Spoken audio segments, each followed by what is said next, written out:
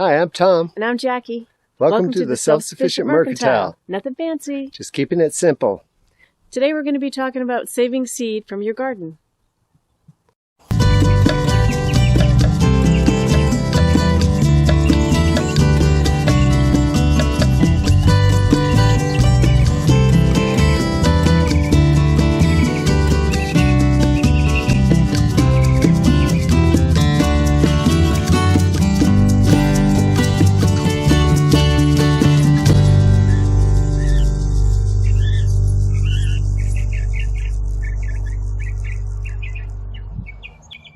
Good morning, everyone. Thank you so much for joining us today. So this morning I thought what I would talk about is saving seed. It's something that I try to do every year. I think that's one of the funnest things about gardening is being able to save your own seed. You grow the plant from seed, let it bloom, harvest it, and then save seed from it. I think there's really nothing more fun.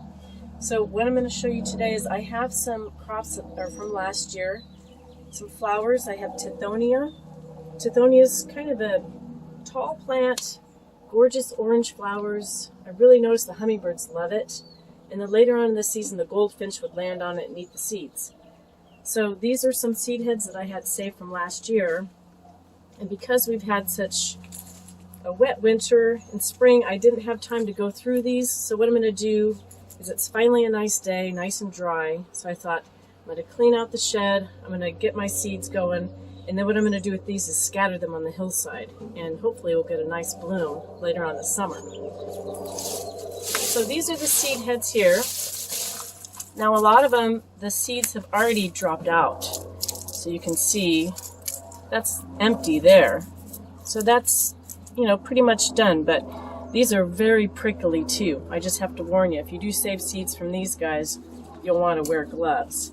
And then all I'm going to do is just kind of go like this to try to loosen up any seed that's in there. Pull them out.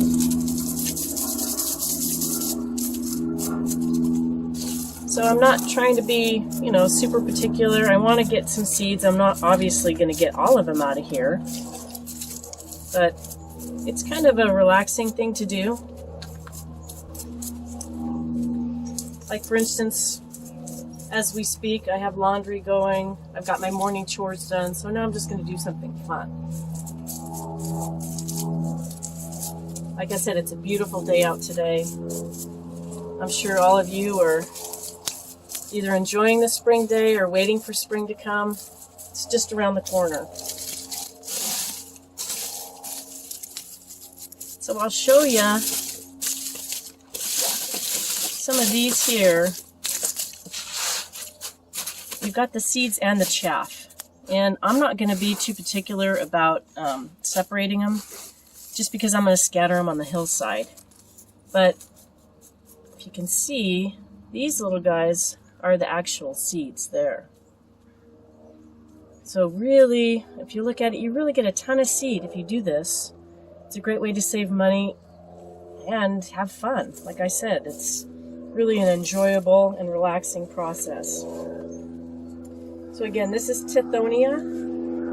Other flowers, although I'm an avid vegetable gardener, I do like to grow flowers too.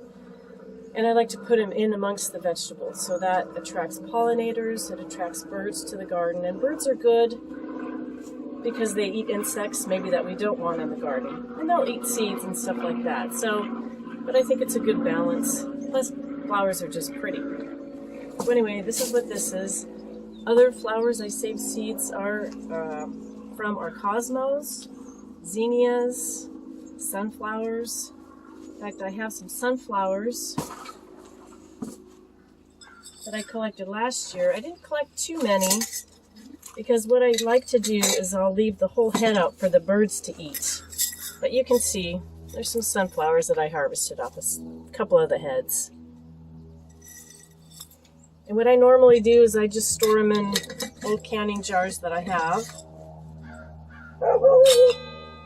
Another thing, I'll just show you, these are some of the cosmos here. So those are cosmos. Those are really nice long seeds. And I didn't clean the chaff off. of these. In fact, I see a carrot seed in there too, which is really funny. See that little guy? I don't know if you can see that. That's a carrot seed. Oops. Anyway, these are very easy to harvest. What I do is I just let the flowers dry on the plant, and then just cut like these, I just cut the seed heads off, and if I don't have time to harvest them right then, I'll just stick them in a dry place, in a container. Usually I don't put a lid on them right away. I want them to thoroughly dry out. And then I'll go through and, just do what I did here. Just kind of separate them from that seed head. And then another thing that I harvested seed from this past year are sweet peas. These are flowering sweet peas. And we've got a bunch growing in the garden right now. I didn't plant all of them just because we have so many of them. Sometimes you sacrifice, or I sacrifice cutting flowers. I leave them on because I want to save the seed. So what I'm trying to do is build up my seed bank. So this year I have enough flowers, I think, that I'll be able to cut them and make bouquets and bring them into the house and still have enough seed to save. Okay, so that's flowers. There are other flowers you can save seed from. Marigolds are another thing I've saved seed from before. Oh, there's all sorts of ones. You probably know some that you save in your own garden. Another thing I haven't done yet is harvest these basil seeds. So herbs are another very easy thing to save seed from.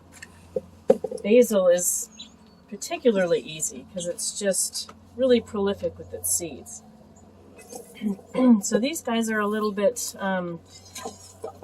they're easier. You don't need gloves to do this. And what I typically do, you can, knock them, but that's going to be hard to get seed out of that. So what I do is I just usually rub them between my hands. And I don't know if you can see that, but all those little black seeds in there, those are all the little basil seeds. And you can, separate the chaff from the seeds if you want. I'm probably not going to do that or not be too concerned about it.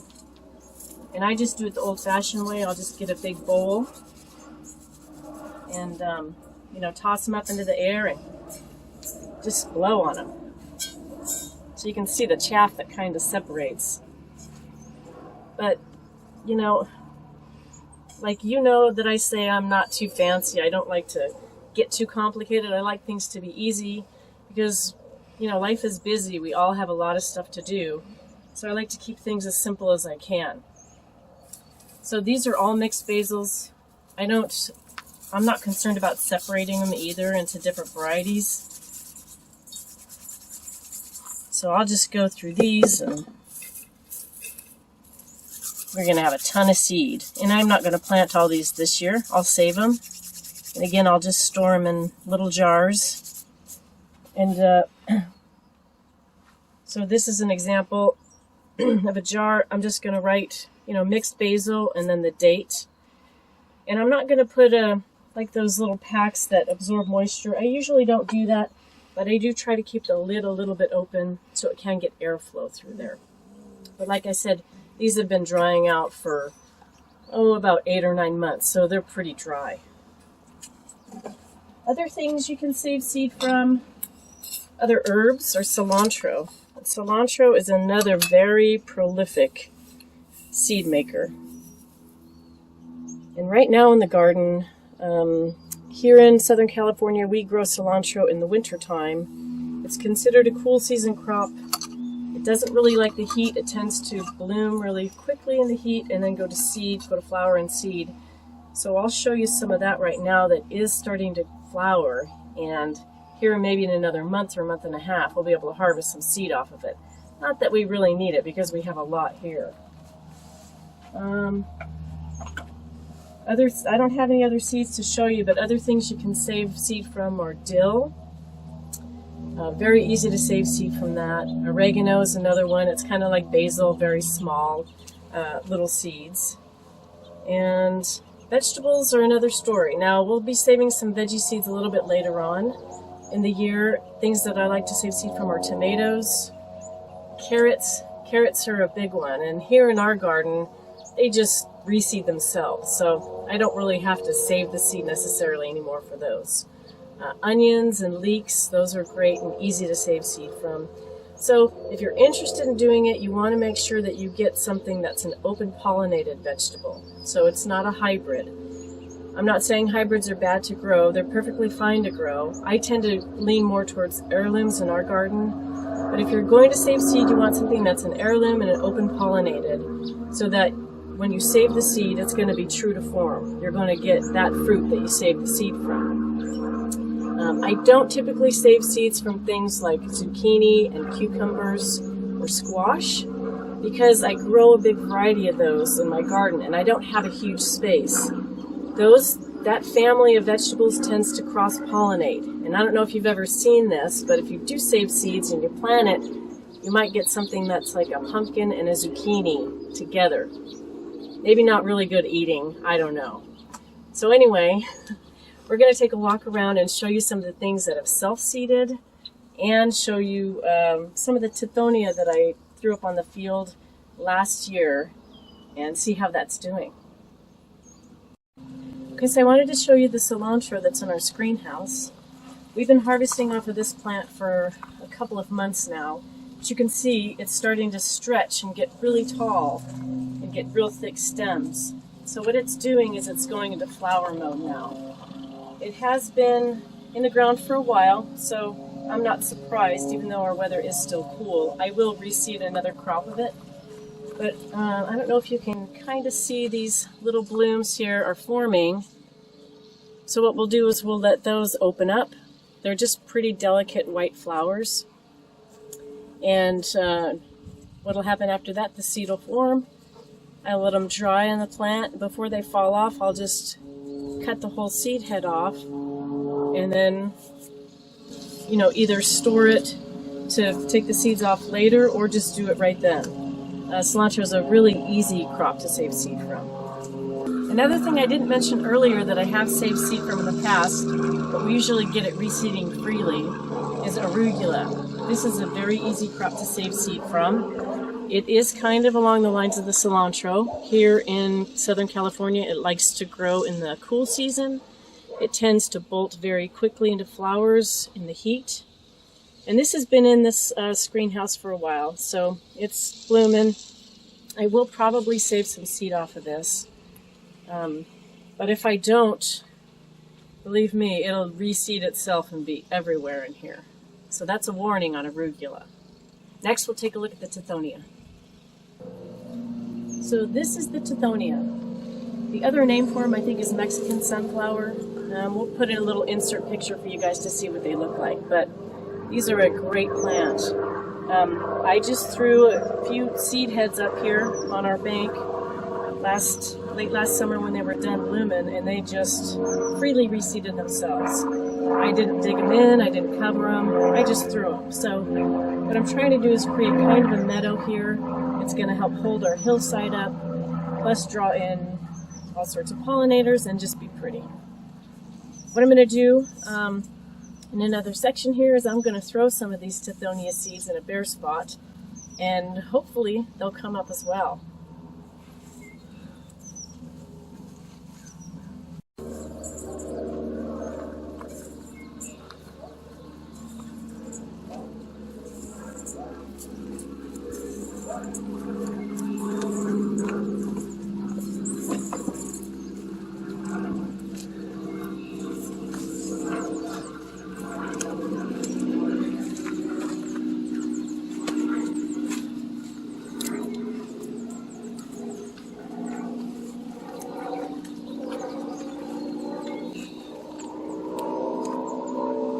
Flower is this?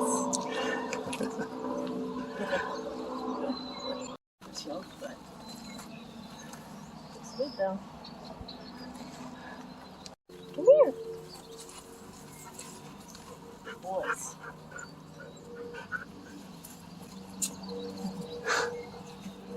Good boy. I know, you're a good boy. Good boy. So remember how I said that our carrots reseed themselves freely? These are ones that are just volunteers. We didn't plant them, plants went to seed, kind of threw their seed around. They sprouted when the time was right, and we have free carrots. There's nothing better. So these are flowering sweet peas that we saved seed from last year and planted this fall, winter. This is the fun part about saving your own seed. So you buy a couple packets, plant them, let them bloom, let the flowers form seed pods, let them dry out, save the seed, plant them next year. It's never ending. So these are starting to bloom. You can see just beautiful colors and beautiful fragrance.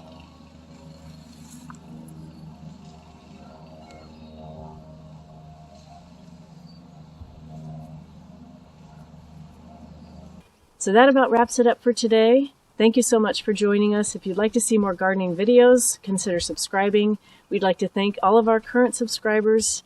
You guys are awesome. If you have any comments or questions, just be sure to post them below. We'll get back to you as soon as we can. I hope you have a great day and happy gardening.